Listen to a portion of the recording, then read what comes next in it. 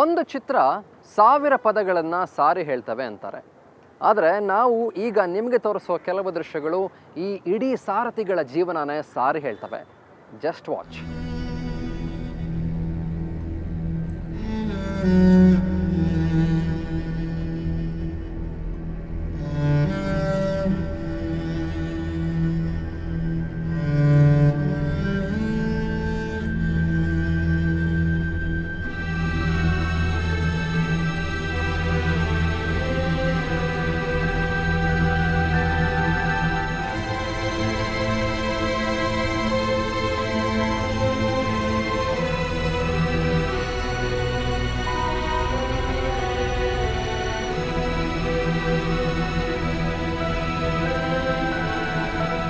ಇದಿಷ್ಟು ಈ ಜಟಕಾ ಬಂಡಿ ಓಡಿಸೋ ಸಾರಥಿಗಳ ಬದುಕಿನ ಬವಣೆಯನ್ನ ನಮಗೆ ಸಾರಿ ಹೇಳುತ್ತೆ.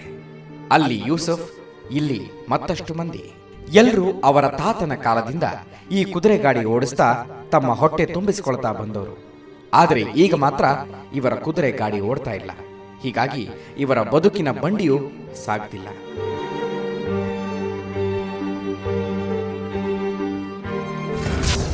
ಅವ್ರು ಹೇಳ್ತಾರೆ, ಸರ್ ಒಂದೊಂದು ಸತ ಬಾಡಿಗೆ ಸಿಕ್ಕಲ್ಲ, ಉಪವಾಸ ಬರ್ತಾರೆ, ಕುದುರೆಗೆ ಏನೋ ಮಾಡಿ ಸಾಲ ಮಾಡಿ ತಿನ್ನಿಸ್ತಾರೆ, ಅವರು ಉಪವಾಸ ಹೋಗ್ತಾರೆ. ಬಾಡಿಗೆ ಸಿಕ್ಕಿದ್ರೆ ಸಿಕ್ಕತ್ತೆ, ಇಲ್ಲ ಅಂದರೆ ಇಲ್ಲ.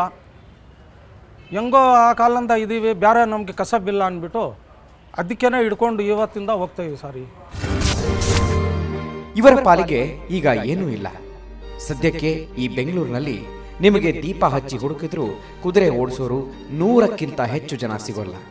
ಆದರೆ ಈಗ ಇವರ್ಯಾರೂ ನೆಮ್ಮದಿಯಿಂದ ಜೀವನ ಮಾಡ್ತಿಲ್ಲ. ಉದಾಹರಣೆಗೆ ಕಲಾಸಿಪಾಳ್ಯದಲ್ಲಿರುವ ಈ ಜಟಕಾ ಬಂಡಿ ಸ್ಟ್ಯಾಂಡ್ ಅನ್ನು ನೋಡಿದರೆ ನಿಮಗೆ ಅರ್ಥವಾಗಬಹುದು ಇವರು ಈಗ ಹೇಗೆ ಬದುಕ್ತಾ ಇದ್ದಾರೆ ಅಂತ. ನಮ್ಮದು ಕುದುರೆ ಗಾಡಿನೇ ಎಲ್ಲ ಜೀವನ ನಡೆಯೋದು. ಅದಕ್ಕೆ ಈ ಸ್ಟ್ಯಾಂಡ್ ಅಂತ ಇತ್ತು. ಈ ಸ್ಟ್ಯಾಂಡ್ನಲ್ಲಿಯೇ ನಮ್ಮ ಸರ್ವಿಸ್ ಎಲ್ಲ ಇಲ್ಲೇ ಆಗಿಬಿಡ್ತು.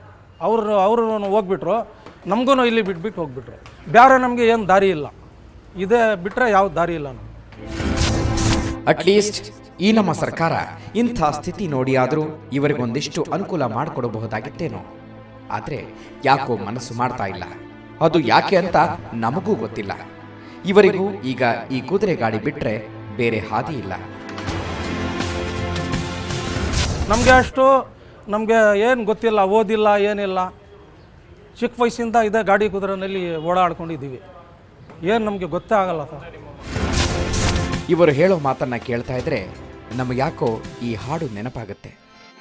ಬದುಕು ಜಟಕಾ ಬಂಡಿ ವಿಧಿಯದರ ಸಾಹೇಬ, ಕುದುರೆ ನೀ ಅವನು ಪೇಳ್ದಂತೆ ಪಯಣಿಗನು, ಕುದುರೆ ನೀ ಅವನು ಪೇಳ್ದಂತೆ ಪಯಣಿಗನು, ಮದುವೆಗೋ ಮಸಣಕೋ ಹೋಗೆಂದ ಕಡೆಗೋಡು, ಪದ ಕುಶಿಯ ನೆಲವಿಹುದು ಮಂಕುತಿಮ್ಮ, ಪದ ಕುಶಿಯ ನೆಲವಿಹುದು ಮಂಕುತಿಮ್ಮ, ಪದ ಕುಶಿಯ ನೆಲವಿಹುದು ಮಂಕುತಿಮ್ಮ, ಪದ ಕುಶಿಯ ನೆಲವಿಹುದು ಮಂಕುತಿಮ್ಮ.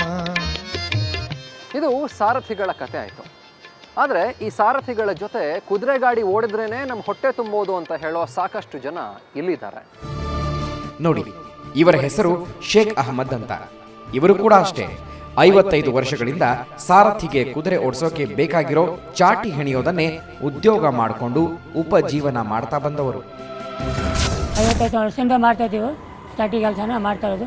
ಈ ಗಾಡಿ ಕುದುರೆ ಸಹ ನಾವು ಎಷ್ಟೋ ಜೀವಾಗಿ ತಳ್ಕೊಂಡು ಮಾಡ್ಕೊಂಡು ಹೋಗ್ತಾ ಇದ್ದೀವಿ.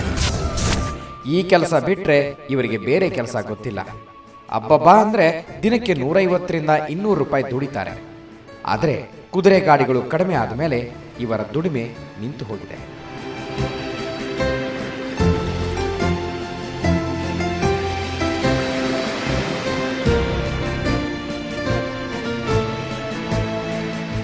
ಇನ್ನು ಇವರ ಹೆಸರು ಪ್ರಕಾಶ್ ಅಂತ. ಕುದುರೆ ಗಾಡಿ ವೀಲ್ಗೆ ಟೈರ್ ಹಾಕೋದು ಇವರ ಉದ್ಯೋಗ. ಅವರ ಹೆತ್ತವರು ಮಾಡ್ತಾ ಇದ್ದದ್ದು ಕೂಡ ಇದನ್ನೇ. ನಮ್ಮ ತಂದೆ ತಾಯಿ ಎಲ್ಲ ನಮ್ಮ ತಂದೆ ಮಾಡಿದ್ದು ಫಸ್ಟು. ಅವರು ನಮ್ಮ ಚಿಕ್ಕ ವಯಸ್ಸಲ್ಲೇ ಅವರು ತಿರೋದ್ರು. ನೆಕ್ಸ್ಟು ನಾನು ಬಂದು ಇವಾಗ ನಮ್ಮ ತಾಯಿ ಕಲ್ತ್ಕೊಟ್ಟು ನಾನು ರೆಡಿ ಮಾಡ್ತಾಯಿದ್ದೆ.